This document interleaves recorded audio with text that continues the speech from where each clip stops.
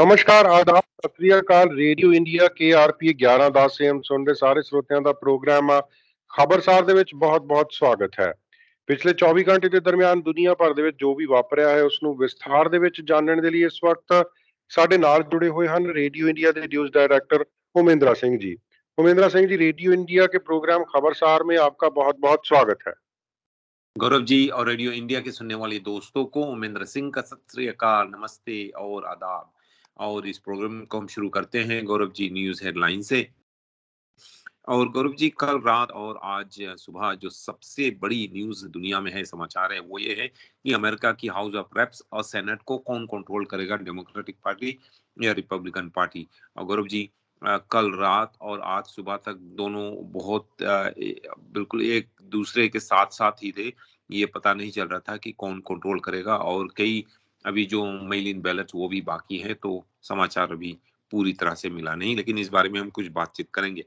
और Gaurav ji, British Columbia के जो घरों की प्राइसेस है, दाम है, वो आने वाले साल में यानी कि 2023 में 5% से नीचे गिरेगा। रियल एस्टेट एसोसिएशन का कहना है, प्रेडिक्शन है उनका गौरव जी।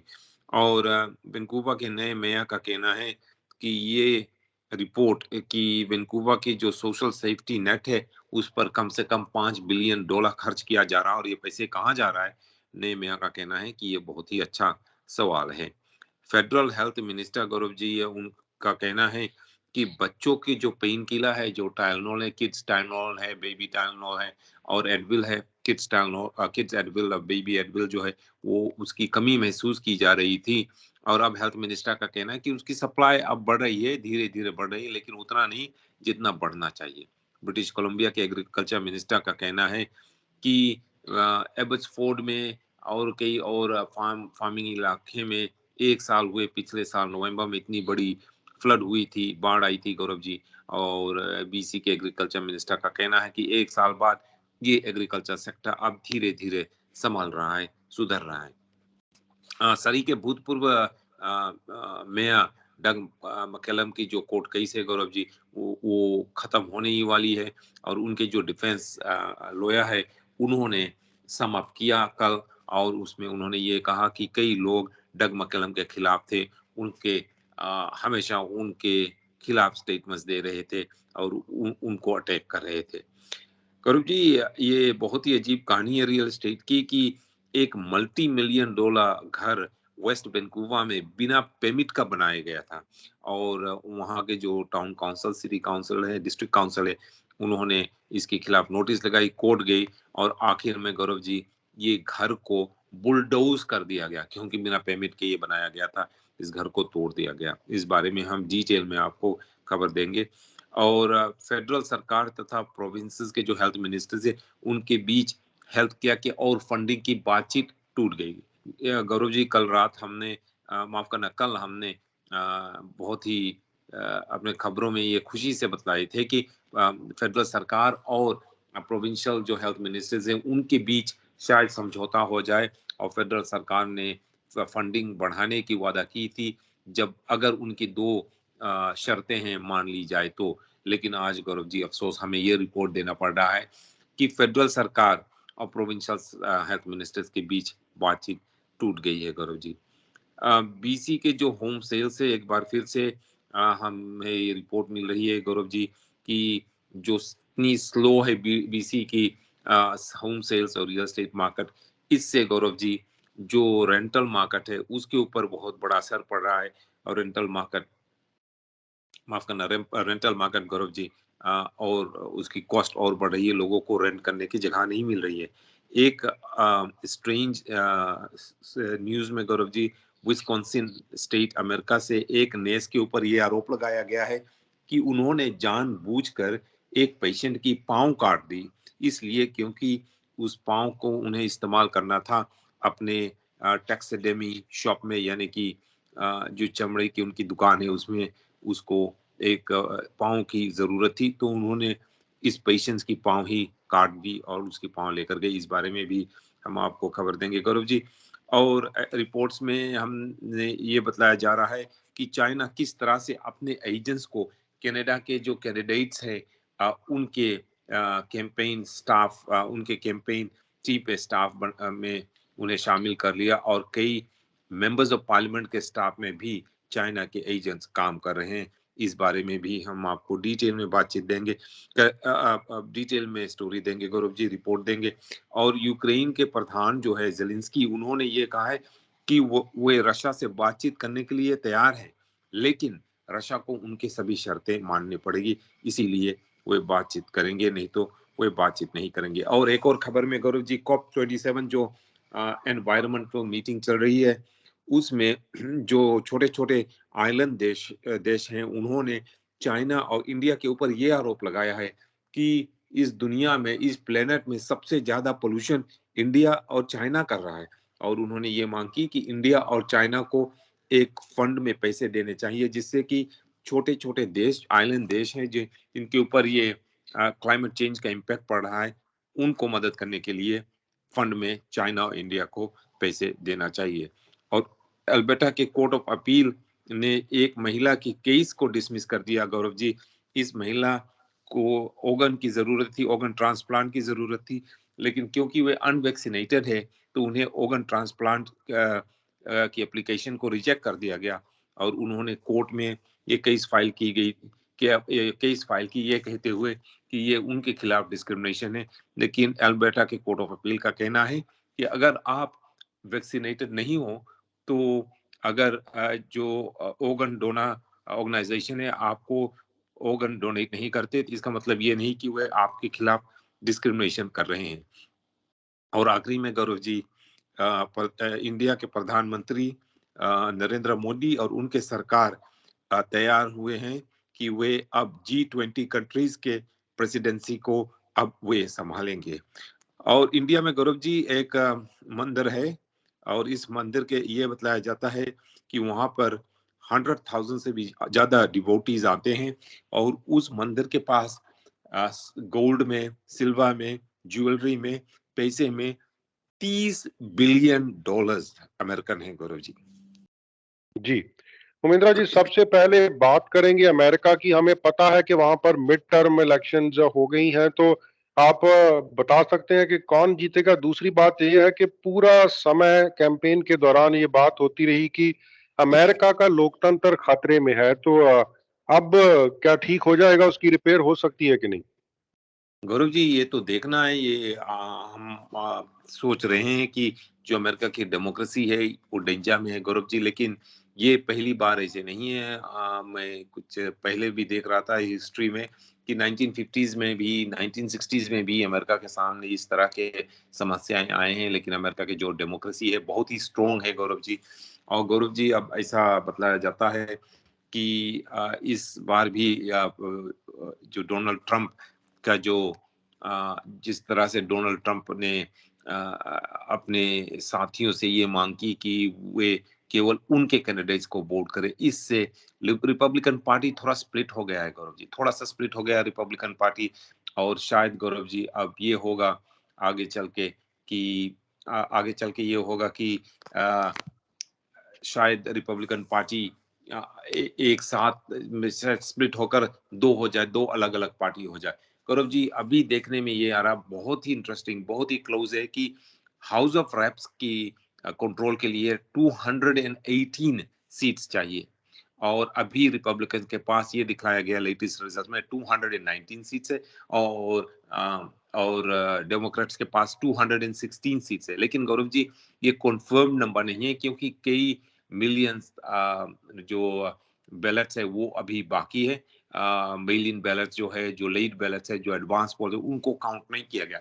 उनको काउंट करा जाएगा गौरव जी, तो आगे पीछे कुछ हो जाएंगे शायद, डेमोक्रेट्स आगे हो जाए या रिपब्लिकन्स आगे हो जाए, ये देखना है। लेकिन गौरव जी, अभी ये इम्पोर्टेंट बात ये है कि अभी देखना ये भी है गौरव जी कि सेनेट में क्या हो रहा है। और सेनेट में दोनों 50-50 थे पहले, और लगता है कि अभी भी शायद वे 50-50 ही रहेंगे गौरव।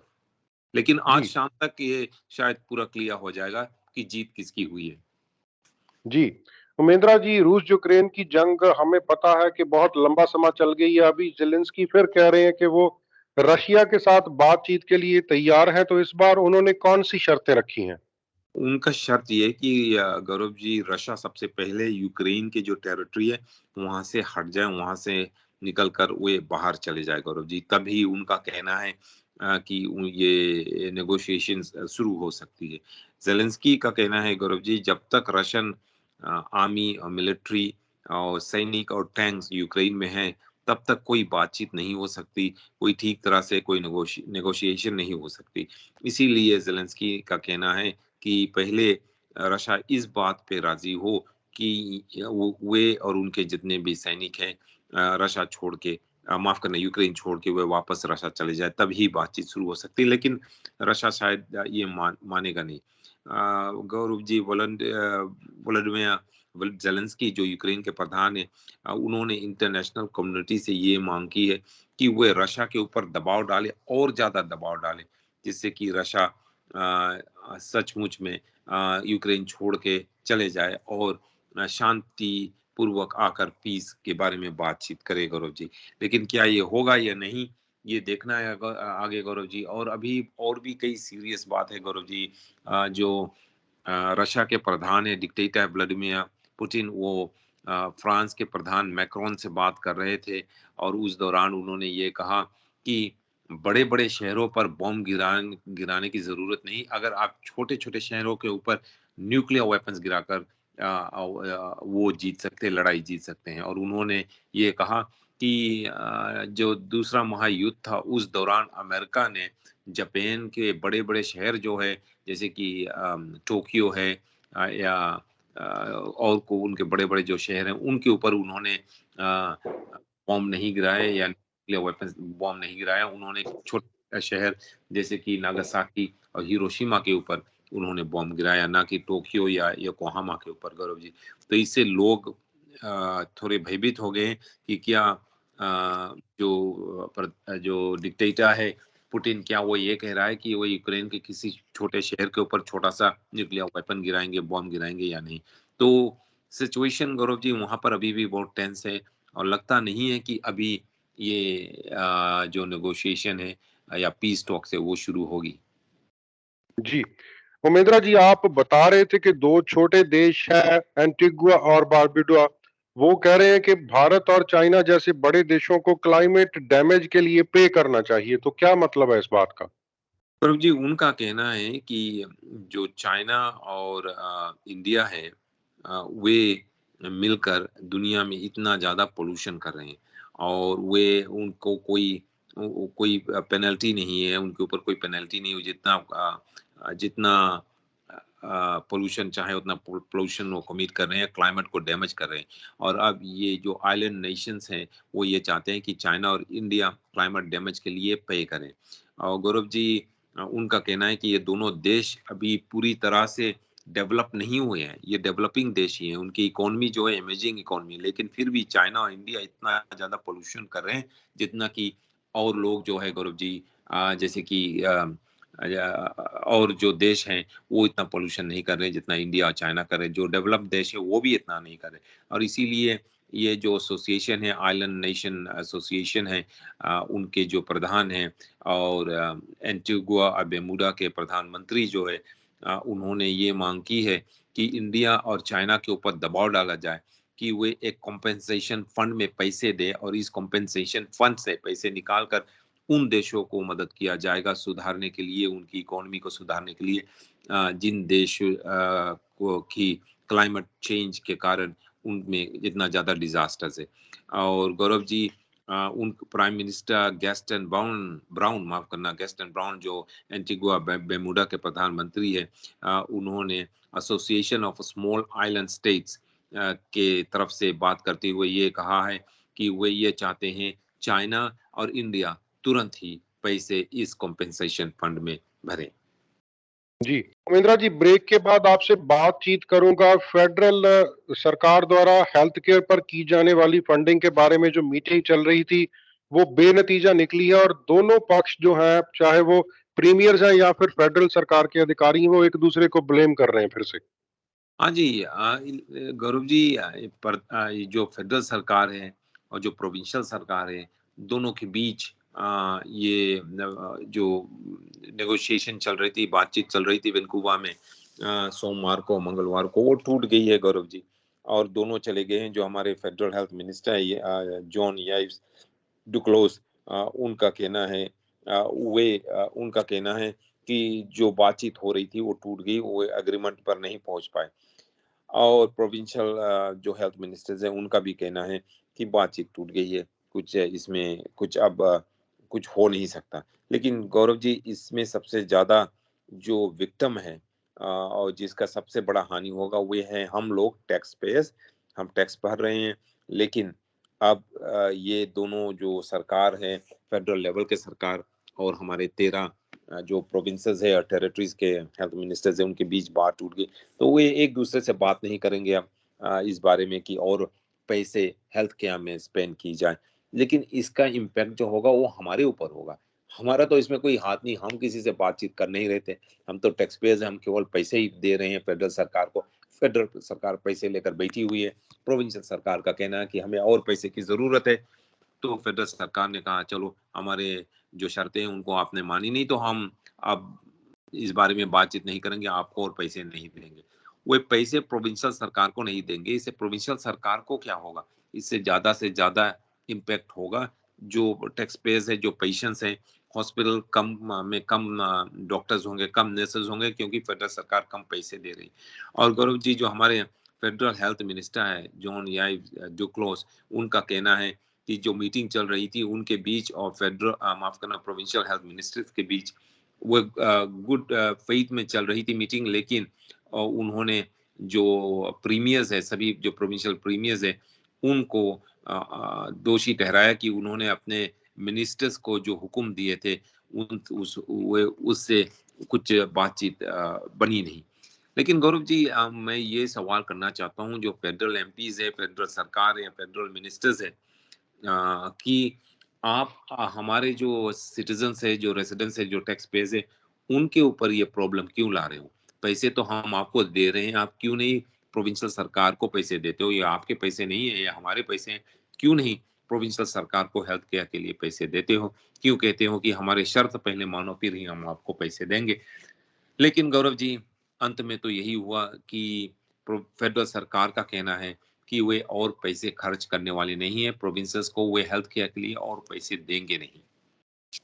जी, उमेदवार जी, सेहत के बाद जो अगला मसला है आंतरिक सुरक्षा का और बाहरी देशों की जो इंटरफेरेंस देश में हो रही है, उसको लेकर 2 दिन पहले हमने खबरों में पढ़ा कि चाइना ने 11 कैंडिडेट्स को 2019 की फेडरल इलेक्शन में फंड किया। तो अभी प्रधानमंत्री ने उसके बारे में क्या कहा? गौरव जी, प्रधानमंत्री थोड़ा इसमें बहुत स्टेटमेंट तो दिया, लेकिन उसकी स्टेटमेंट जो थी बहुत कमजोर स्टेटमेंट थी। गौरव जी, लोग ये जानना चाहते कि ये 11 कैंडिडेट्स कौन थे, इनका नाम देना चाहिए। और शायद इनको मालूम भी नहीं कि चाइना ने इनको पैसे दिए। तो मैं ये नहीं कहता कि ये इनका कसूर है, तो हम शायद इनको मालूम भी नहीं गौरव जी कि किसने ये पैसे दिए। लेकिन ये कैंडिडेट्स कौन है, किस तरह से ये पैसे इनको दिए गए, और इनमें से क्या इन 11 कैंडिडेट्स में से कि कुछ कैंडिडेट्स इलेक्शन जीते भी या नहीं, ये जानना बहुत ही जरूरी है। प्रधानमंत्री जस्टिन ट्रूडो और उनके सरकार को ये बिल्कुल क्लियर कर देना चाहिए। गौरव जी, आप देखो कि अमेरिका में भी ये हुआ था। 2016 में ये आरोप लगाया गया था कि वहां पे रशियन जो सरकार है और रशियन एजेंट्स ने, गौरव जी, मदद किया था डोनाल्ड ट्रंप और उनके साथियों को। और उन्होंने कितनी बड़ी इंक्वायरी की इस बारे में। और हमारे पास ये जो हमारे सीक्रेट एजेंसी है, सीसस है, कनाडा इन्वेस्टिगेटिव एजेंसीज जो है, सीसस है, और भी है कुछ गौरव जी, आरसीएमपी है, उनके पास ये इंफॉर्मेशन है। उन्होंने प्रधानमंत्री को दिया ये इंफॉर्मेशन, लेकिन प्रधानमंत्री ने इस बारे में कुछ भी नहीं किया। अभी अभी तक तो कोई इंक्वायरी होना चाहिए गौरव जी। मैं ये सोचता हूँ शायद अपोजिशन कंजर्वेटिव पार्टी हो जो है, क्योंकि लिबरल्स के पास मेजोरिटी है नहीं, तो कंजर्वेटिव्स जो अपोजिशन में है, अगर वे चाहें तो वे जबरदस्ती एक इंक्वायरी करा सकते हैं। जैसे कि अभी वे फ्रीडम कॉन्वॉय के बारे में इंक्वायरी करा रहे हैं, उसी तरह वे ये चाइना की इंटरफेरेंस के बारे में भी इंक्वायरी करा सकते हैं। गौरव जी, सब जो कनाडा के इंटेलिजेंस ऑफिसर्स है, उन्होंने ये कहा है कि चाइना ने कई कनाडा के जो डेमोक्रेटिक इंस्टीट्यूशंस है उनको करप्ट करने की कोशिश की है। पैसे देकर, घूस देकर उन्होंने हमारी जो सिस्टम है, हमारी जो डेमोक्रेसी है, उसको कमजोर करने की कोशिश की।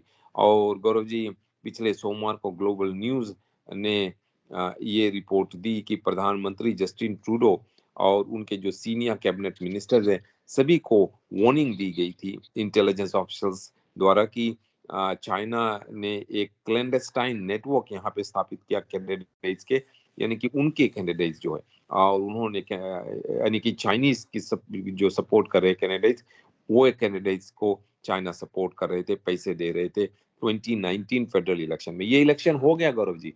अब हम ये जानना चाहते हैं कि इंटेलिजेंस ऑफिसर्स के अनुसार कौन से ये कैंडिडेट्स थे जो चाइना के कैंडिडेट्स थे, यानी चाइनीज कैंडिडेट्स थे। चाइनीज नहीं, इसका मतलब नहीं कि वे चाइनीज थे, लेकिन चाइनीज गवर्नमेंट को सपोर्ट करने वाले, चाइनीज कम्युनिस्ट पार्टी को सपोर्ट करने वाले जो कैंडिडेट्स थे, वो कौन थे गौरव जी? ये जानना बहुत ही जरूरी है, और जल्दी से जल्दी प्रधानमंत्री जस्टिन ट्रूडो और उनके सरकार को ये इन लोगों के नाम पब्लिक को देना चाहिए। नहीं तो अगले इलेक्शन में शायद लोग जस्टिन ट्रूडो से ये पूछे कि आपके पार्टी में से कौन कौन से लोग लिबरल पार्टी, माफ करना, लिबरल पार्टी के कौन से लोग चाइनीज सरकार के सपोर्टर्स है। गौरव जी, मेरे ख्याल में शायद जस्टिन ट्रूडो इस बारे में बहुत कुछ कहना नहीं चाहते। वो इसलिए गौरव जी कि क्योंकि शायद ज्यादा से ज्यादा जो ये कैंडिडेट्स थे, इलेक्ट हुए या नहीं हुए, ज्यादा से ज्यादा ये जो चाइना के सपोर्टर कैंडिडेट्स थे, वे शायद लिबरल पार्टी के ही थे। इसीलिए शायद जस्टिन ट्रूडो इस बारे में बातचीत नहीं करना चाहते। लेकिन गौरव जी, आप खुद ही सोचिए कि अगर कोई और देश चुपके से आपके देश में अपने कैंडिडेट्स की, अपने देश के कैंडिडेट जो उनके देश को सपोर्ट कर रहे, उन कैंडिडेट्स को यहाँ पर खड़ा करे इलेक्शन के लिए, तो आप क्या सोचेंगे? लोग गुस्से हो जाएंगे, अपसेट हो जाएंगे, इंक्वायरी करेंगे, जैसे कि अमेरिका में हुआ। जैसे कि अमेरिका में हुआ गौरव जी, उस तरह से इंक्वायरी करेंगे। और यहाँ पर कनाडा के प्रधानमंत्री चुप बैठे हुए हैं। जी, उमेंद्र जी, वैंकूवर में फेडरल हेल्थ मिनिस्टर फंडिंग के बारे में तो कोई सोल्यूशन नहीं निकाल सके। उन्होंने बच्चों की पेन किलर की सप्लाईज के बारे में क्या कहा है? जी, याइस जॉन डोकलॉस जो हमारे फेडरल हेल्थ मिनिस्टर हैं, उनका कहना है कि बच्चों की जो पेन किलर्स है, जैसे कि बेबी और या चिल्ड्रंस टाइलेनॉल और बेबी और चिल्ड्रंस एडविल है, उनकी सप्लाई अब और थोड़ा सा ठीक हो गया है। उनका कहना है वहां तक नहीं पहुंचा जहां तक होना चाहिए, लेकिन उनका कहना है, फेडरल हेल्थ मिनिस्टर का कहना है कि ठीक हो गया है थोड़ा सा सप्लाई। और वे ये कोशिश कर रहे हैं, उनकी मिनिस्ट्री पूरी तरह से कोशिश कर रहे हैं कि सप्लाई को एक बार फिर से नॉर्मल कर दिया जाए। लेकिन अभी भी उनका कहना है कि अभी भी बेबी पेन किलर्स के, बेबी की जो पेन किलर्स है, चिल्ड्रंस की पेन किलर्स है, उनकी कमी कनाडा में है। जी, उमेंद्र जी, ब्रिटिश कोलंबिया में घरों की जो सेल है वो काफी स्लो चल रही है, तो इसका रेंटल मार्केट पर क्या असर पड़ रहा है? गुरु जी, इसका रेंटल मार्केट पे बहुत बुरा असर पड़ रहा है। वो इसलिए क्योंकि अभी सेल्स जो कम है, तो जो लोग घर में रह रहे हैं, और वे उनकी जो टेनेंट्स है, उनकी रेंट वो बढ़ा रहे हैं, रेंट बढ़ा रहे हैं। रेंटल मार्केट खोजना, रेंटल बेसमेंट खोजना, स्वीट खोजना, अपार्टमेंट खोजना बहुत ही मुश्किल है गौरव जी। और इसीलिए अब जो रेंट का कॉस्ट है वो ऊपर जा रहा है, और लोगों को रेंट करने के लिए जगह मिल ही नहीं रहा है। और जो रियल एस्टेट मार्केट के एनालिस्ट है, उनका कहना है कि जो रेंटल मार्केट हो इतनी बुरी इसलिए हो गई है क्योंकि घरों की जो सेल्स है वो नीचे चली गई है, और घर बन नहीं रहे हैं, नए घर बन नहीं रहे हैं, तो लोगों को और नया जगह मिल नहीं रहा है रेंट करने के लिए। इसी कारणवश जो जो रेंटल मार्केट है वो बहुत ही टाइट है, और लोगों को नई जगह मिल नहीं रही है रेंट करने के लिए। और जहाँ पर रेंट अभी है, जो टेनेंट्स हैं, उनके जो लैंडलॉर्ड्स हैं, वो रेंट बढ़ाने की कोशिश कर रहे हैं। जी, उमेंद्र जी, इसी के साथ ब्रिटिश कोलंबिया की हाउसिंग प्राइसेस के बारे में जो रियल एस्टेट एसोसिएशन है, उनकी क्या भविष्यवाणी है 2023 के लिए? वो ये है गौरव जी कि 5% से प्राइस और नीचे जाएगा 2023 में, अगले साल। ये गौरव जी ब्रिटिश कोलंबिया के जो रियल एस्टेट एसोसिएशन है, बीसी रियल एस्टेट एसोसिएशन है, उन्होंने ये प्रेडिक्ट की है जो रेसिडेंशियल सेल्स होगा गौरव जी, वो 34.4% से नीचे गिरेगा। सेल्स का मैं बात कर रहा हूँ, 34.4% से नीचे गिरेगा। और गौरव जी, लेकिन उनका कहना है कि जो घरों का दाम है वो केवल 5% से नीचे जाएगा। और गौरव जी, बीसीआरई ने ये भी कहा है कि इस साल कम से कम 35% तक जो सेल्स है वो नीचे जाएगा। और गौरव जी, उनका ये कहना है कि 2023 में जो सेल्स है वो 11.4% से गिरेगा नीचे। एसोसिएशन का ये भी कहना है कि उनके जो 25,000 मेंबर रियल्टर्स है, वे सभी यही शिकायत कर रहे हैं कि सेल्स बहुत ही स्लो है और घरों के प्राइसेस जो है वो नीचे जा तो रहे हैं, लेकिन नेक्स्ट ईयर बीसीआरई का कहना है कि नेक्स्ट ईयर घरों के प्राइस 5% से नीचे जाएगा। जी, उमेंद्रा जी, आप अपने ब्रीफ में बता रहे थे कि बीसी के एग्रीकल्चर मिनिस्टर कह रहे हैं कि 1 साल हो गया फ्लडिंग को और अभी इस सेक्टर में अच्छी रिकवरी हो रही है। हाँ, रिकवरी हो रही है गौरव जी। एनिवर्सरी है, पहला एनिवर्सरी है। आप सभी को मालूम हो कि पिछले साल नवंबर में यहाँ पर ज्यादातर एबट्सफोर्ड में, और वो जो प्लेन वहाँ पे जो फार्मिंग इलाका है एबट्सफोर्ड के मिशन के बीच, और गौरव जी और भी फार्मिंग इलाकों में इतनी ज्यादा फ्लडिंग आई थी। बहुत ही बैड सिचुएशन था गौरव जी। और आप गौरव जी, पिछले साल कई फार्मर्स के लिए बहुत ही इमोशनल ईयर था, क्योंकि तो उनकी जो क्रॉप्स थी, कैटास्ट्रॉफिक फ्लडिंग के कारण पिछले नवंबर में उनकी क्रॉप्स गौरव जी बर्बाद हो गई थी। और अब जो हमारे प्रोविंस के एग्रीकल्चर मिनिस्टर हैं लाना पॉपम, उनका कहना है कि डेयरी पोल्ट्री फार्मर्स अब थोड़ा सा बैक टू नॉर्मल हो गए हैं 1 साल बाद। और मेजोरिटी ऑफ जो कि एनुअल फील्ड क्रॉप्स जो होते हैं, वे भी अब प्लांटिंग करने लगे हैं एज यूजुअल। और उनका कहना है कि जो ये सेक्टर है वो अभी भी पूरी तरह से रिकवर नहीं कर पाया, लेकिन अ, 1 साल के अंदर जो है गौरव जी, 1 साल के अंदर अंदर उन्होंने बहुत रिकवरी कर ली है, लेकिन पूरी 100% नहीं हुई है। और लाना पॉपम जो हमारे एग्रीकल्चर मिनिस्टर है बीसी के, उन्होंने ये भी कहा है कि अभी भी जो प्रोविंशियल सरकार है वो फार्मर्स को सपोर्ट करने की कोशिश कर रही है, ज्यादातर सुमस प्रेरी और फ्रेजर वैली इलाकों में, जहां पर इतनी बड़ी फ्लडिंग पिछले साल नवंबर में हुई थी गौरव जी। और उनका कहना है, लाना पॉपम का कहना है कि सरकार उनको पूरी तरह से सपोर्ट करते रहेगी जब तक वे 100% रिकवर्ड नहीं हो जाए। जी, उमेंद्रा जी, बहुत सी खबरें हैं ब्रिटिश कोलंबिया और कनाडा के बारे में, लेकिन सबसे पहले मैं सरी की खबर लेना चाहता हूँ। आप बता सकते हैं कि मेयर डग मैकलम के पब्लिक मिसचीफ की आखिरी जो मेरे ख्याल में बहुत कम समय रह गया अब तो उनके डिसीजन में क्या-क्या हुआ है केस में? गौरव जी, जो उनकी डिफेंस है, उनकी डिफेंस ने अपनी केस क्लोज की गौरव जी। और कई कल और अपने समरी में जो उनके लॉयर है उन्होंने कहा है कि जो सरी के भूतपूर्व मेयर थे डग मकेलम, उनके खिलाफ वे कई लोगों ने कई सालों से कैंपेन कर रहे थे। क्रिमिनल हरासमेंट, उन्होंने ये शब्द यूज किया, क्रिमिनल हरासमेंट कर रहे थे। और वे लोग जो थे वो उनके पॉलिटिकल फो थे, राजनीतिक दुश्मन थे उनके। और गौरव जी, उन्होंने ही शायद उसकी इशारा डेबी जॉनसन की तरफ है, और उनके लॉयर ने कहा कि उन्होंने ही डग मकेलम के पाँव के ऊपर अपनी गाड़ी चला दी सेवॉन फूड्स के पार्किंग लॉट में।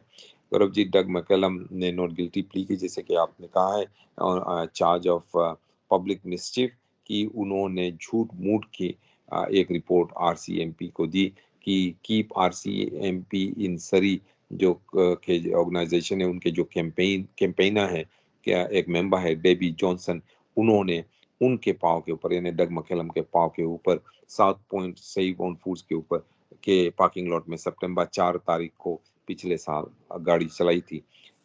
लेकिन क्लोजिंग सबमिशंस देते हुए उनके डिफेंस लॉयर जो है गौरव जी, रिचर्ड पैक, उन्होंने ये कहा कि डेबी जॉनसन ने पहले भी कई बार टॉक्सिक फैंटेसिज्म जो शब्द उन्होंने यूज किया, ने मैकलम के खिलाफ इस्तेमाल किया, उसको डिस्टर्ब किया। और उनके जो पॉलिटिकल अलायंस थे काउंसिल में आकर वहां पर उनका मान लो जीना मुश्किल कर दिया। What may have begun as a political disagreement developed into unrelenting animosity towards McCallum and his fellow councillors at the city hall, he said। और फैक्ट ने और भी कई स्टेटमेंट दी इस बारे में गौरव जी अपने क्लोजिंग में।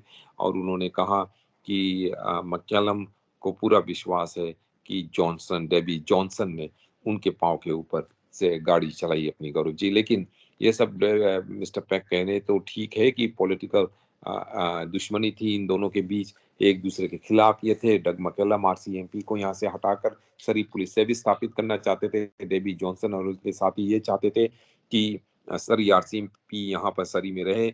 सिटी काउंसिल के मीटिंग के कई बार वाद विवाद हुई। डग मैकलम ने डेबी जॉनसन और उनके साथियों को शायद काउंसिल मीटिंग अटेंड करने से भी रोका।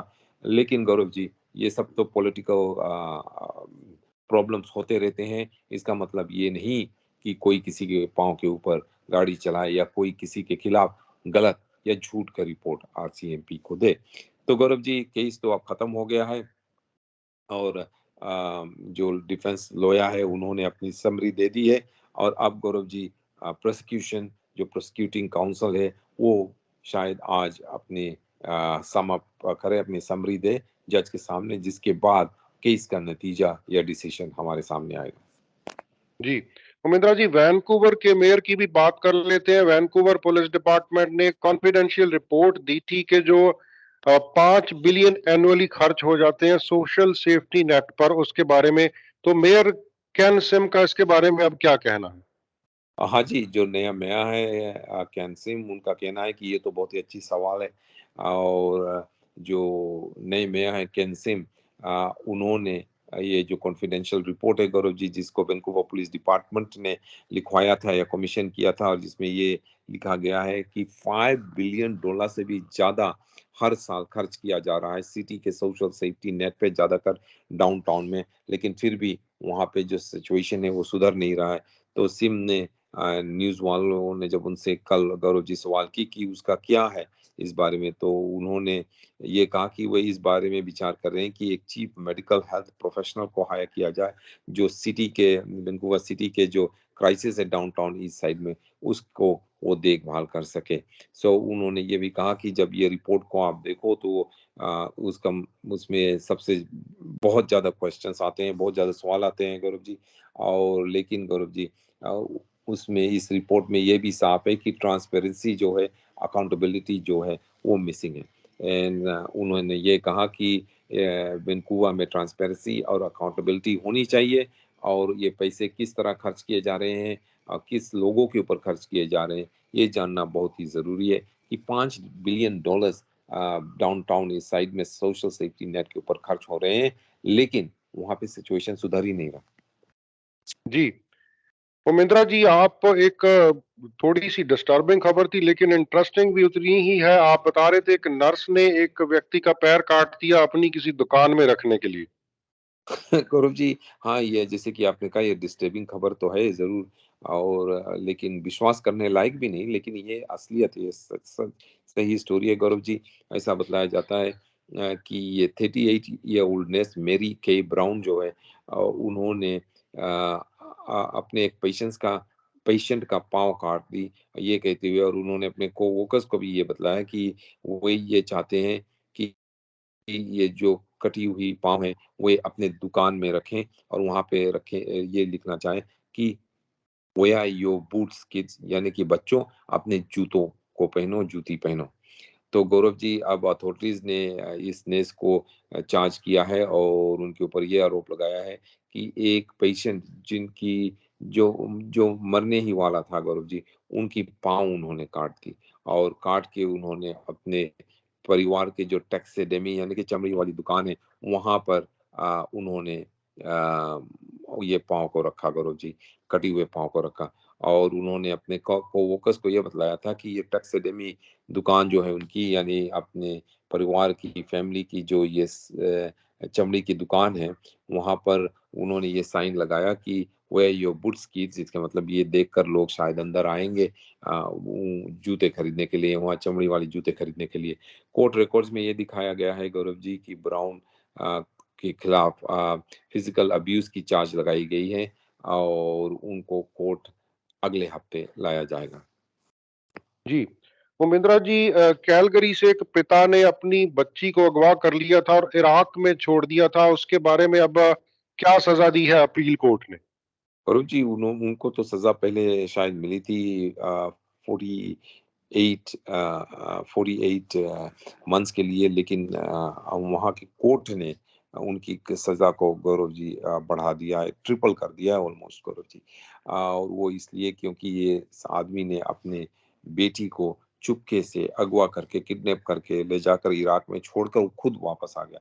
और एल्बर्टा का जो सबसे ऊंची कोर्ट है, सबसे टॉप कोर्ट है, माफ करना, जो सबसे टॉप टॉप कोर्ट है गौरव जी, उन्होंने इस व्यक्ति की जो जेल टर्म है उसको ट्रिपल कर दिया है गौरव जी। और उनके ऊपर ये आरोप लगाया गया है इस आदमी के ऊपर, जिसका नाम गौरव जी है, जिसका नाम है अल अवज अल अजवी अल अली, माफ करना, अली अल अजवी। उनके ऊपर ये आरोप लगाया गया था कि उन्होंने अपने बेटी को किडनैप करके यहाँ से इराक ले जाकर अपने फैमिली लोगों के पास इराक में छोड़ के खुद ही वापस यहाँ आ गया। और एल्बर्टा कोर्ट ऑफ अपील ने ये कहा है कि उनकी जो सजा है बहुत ही कम सजा थी और उनको और ज्यादा सजा देना चाहिए। और इसीलिए अब उन्हें गौरव जी कोर्ट ने 8 साल की और सजा दी है। डिफेंस लॉयर जो है गौरव जी, बेल्फोर डर, उन्होंने ये कहा था कि जो 28 मंथ की पहले ओरिजिनल टेम थी, माफ करना मैंने 48 कहा था, लेकिन 28 मंथ की ओरिजिनली जो उनको सेंटेंस मिला था प्रोविंशियल कोर्ट द्वारा, वो पहले से ही बहुत ज्यादा था। तो उन्होंने अपील की कि इसकी सजा को कम कर दे। लेकिन जो अल्बर्टा कोर्ट ऑफ अपील है, उन्होंने कहा कि अल अजोवी की ये 28 मंथ्स की 28 महीने की सजा बहुत ही कम है, और इस सजा को उन्होंने बढ़ाकर, कोर्ट ने बढ़ाकर 8 साल कर दिया है गौरव जी। और क्या वे फिर और अपील करेंगे या नहीं? शायद वे अगर अपील करेंगे तो उनकी सजा शायद सुप्रीम कोर्ट और भी बढ़ा दे गौरव जी। अल अजावी के ऊपर यह आरोप लगाई गई थी कि उन्होंने अपनी बेटी ज़हरा को किडनैप करके यहाँ से वे मिडल ईस्ट ले गए 2018 में। वो ये कहते हुए कि वे उनके लिए, उनको एक हॉलिडे पर ले जा रहे हैं, उनकी 11वें बर्थडे के लिए। और जब वे उन्हें मिडल ईस्ट ले गए, फिर वहां से वे उन्हें इजिप्ट ले गए, फिर चुपके से इजिप्ट से इराक में ले जाकर अपने रिश्तेदारों के घर छोड़ के वापस आ गए गौरव जी। जी, उमेंद्रा जी, एक और केस है अल्बर्टा कोर्ट ऑफ अपील ने, उसके बारे में क्या फैसला दिया है? अनवैक्सीनेटेड एक महिला थी, ऑर्गन डोनेशन के बारे में कोई केस था? हाँ जी गौरव जी, इस महिला ने कोर्ट का दरवाजा खटखटाया था इसलिए क्योंकि उनको ऑर्गन डोनेशन की जरूरत थी। और जो ऑर्गन डोनर ऑर्गेनाइजेशन है अल्बर्टा में गौरव जी, उनका कहना है कि क्योंकि ये महिला अनवैक्सीनेटेड थी, उनको वे ऑर्गन डोनेट नहीं करेंगे। तो इस महिला ने एक कोर्ट केस फाइल किया ये कहते हुए कि ये डिस्क्रिमिनेशन है उनके खिलाफ, और उनके जो चार्टर ऑफ राइट्स है उसका उल्लंघन है। लेकिन कोर्ट ने, गौरव जी, अल्बर्टा के कोर्ट ऑफ अपील ने ये निर्णय दिया कि जो एलिजिबल ट्रांसप्लांट रेसिपिएंट्स है उनको वैक्सीनेटेड होना चाहिए कोविड 19 के खिलाफ। और अगर कोविड 19 आपके वायरस के खिलाफ और वैक्सीनेटेड नहीं है, तो आपको अगर तो आपको अगर ये ऑर्गन डोनेशन नहीं मिलता, तो इसका मतलब ये नहीं कि आपके खिलाफ कोई डिस्क्रिमिनेशन किया जा रहा है। गौरव जी, ये महिला जो है एनेट लुइस है, उन्होंने लीगल चैलेंज फाइल की थी अल्बर्टा हेल्थ सर्विस के खिलाफ, डॉक्टर्स के खिलाफ और एक हॉस्पिटल के खिलाफ इस साल शुरुआत में, ये कहते हुए कि उन्हें लाइफ सेविंग यानी जान बचाने वाली ऑर्गन ट्रांसप्लांट नहीं मिल रही क्योंकि वे वैक्सीनेटेड नहीं है। उनका कहना है कि being vaccinated against COVID-19 is a necessary component of proper medical care, and individuals including Miss Lewis who are seeking an organ transplant, court of appeal ने कहा। कोर्ट ऑफ अपील का कहना है गौरव जी कि वैक्सीनेटेड होना, कोविड 19 के खिलाफ vaccinated होना जरूरी है अगर आपको ऑर्गन की डोनेशन चाहिए। ये नहीं बताया गया गौरव जी कि कौन सी डोनेशन, कौन सी ऑर्गन की डोनेशन की मांग कर रही थी मिस लुइस, लेकिन ये उन्होंने ये कहा था कि उनके खिलाफ डिस्क्रिमिनेशन किया जा रहा है। और अब अल्बर्टा कोर्ट ऑफ अपील का कहना है कि नहीं, डिस्क्रिमिनेशन नहीं है। अगर आप ऑर्गन डोनेशन चाहते हो तो आपको फुली वैक्सीनेटेड होना चाहिए। जी, उमेंद्रा जी, आप अपने ब्रीफ पे बता रहे कि एक बहुत महंगा घर था वेस्ट वैंकूवर में, उस पर बुलडोजर चला दिया गया है। हाँ जी वो इसलिए क्योंकि ये घर बिना पेमेंट का बनाया गया था। गौरव जी, ये बहुत ही इंटरेस्टिंग न्यूज़ है कि हमने पहले भी इस बारे में बातचीत की है कि सरी के एक आदमी को गौरव जी कोर्ट ने यहाँ हुक्म दिया था कि वे अपने घर जो है उसको वो छोड़कर जाए और उसको चेंज करे कि वहाँ पर बिना पेमेंट के आप कुछ बना नहीं सकते। इसी तरह वेस्ट वैंकूवर में गौरव जी एक आदमी ने 2017 में एक घर बनाया वहाँ पर बिना पेमेंट का, और उसको कई बार जो वेस्ट वैंकूवर डिस्ट्रिक्ट काउंसिल है, कई बार उनको आकर नोटिस दिया वहाँ पर गौरव जी, स्टॉप ऑर्डर का नोटिस दिया। लेकिन ये आदमी जो है उन्होंने स्टॉप ऑर्डर की कुछ परवाह नहीं की और घर बनाते ही गया। जब घर बन गया गौरव जी, फिर वहाँ के जो डिस्ट्रिक्ट कोर्ट है, माफ करना डिस्ट्रिक्ट काउंसिल है वेस्ट वैंकूवर के, उन्होंने एक कोर्ट केस फाइल की इस आदमी के खिलाफ और ये मांग की कि इस घर को तोड़ दिया जाए। और फिर गौरव जी जो बैंक ने इस आदमी को लोन दिया था, उन्होंने भी कोर्ट केस फाइल की गौरव जी इस आदमी के खिलाफ और ये कहा कि घर को फोकलोज कर दिया जाए। गौरव जी मुझे मालूम नहीं किस तरह से इस बैंक ने इस आदमी को ये मॉर्गेज दिया, जबकि उन्हें मालूम नहीं था कि सिटी ने इसकी पेमेंट नहीं दी। और आखिर में गौरव जी जो बैंक है वे और जो ओनर था घर के, वे और साथ-साथ में जो डिस्ट्रिक्ट काउंसिल है, सिटी काउंसिल है वहाँ पर, उन्होंने नेगोशिएट किया और कोर्ट ने उनकी एग्रीमेंट को मान लिया कि ये आदमी जो है वो अपना घर बेच दे किसी और से। ये $2.6 मिलियन का वैल्यू का घर था गौरव जी, और कोई नया ओनर ने इस घर को खरीदा है और केवल लैंड वैल्यू के लिए खरीदा। लैंड वैल्यू का घर खरीद के घर को कल बुलडोज कर दिया गया गौरव जी, क्योंकि वेस्ट वैंकूवर डिस्ट्रिक्ट का कहना है कि बिना पेमेंट के ये कोई भी यहाँ पर घर नहीं बना सकता। जो नया ओनर है उनका कहना है कि घर बुलडोज करने के बाद वे सिटी से पेमेंट लेकर ही नए घर बनाएंगे। जी, उमेंद्र जी, आज के लिए आपका बहुत-बहुत धन्यवाद। कल फिर आपसे मुलाकात होगी। रेडियो इंडिया की पूरी टीम की तरफ से आपका बहुत-बहुत शुक्रिया। गौरव जी आपको भी बहुत धन्यवाद, बहुत शुक्रिया।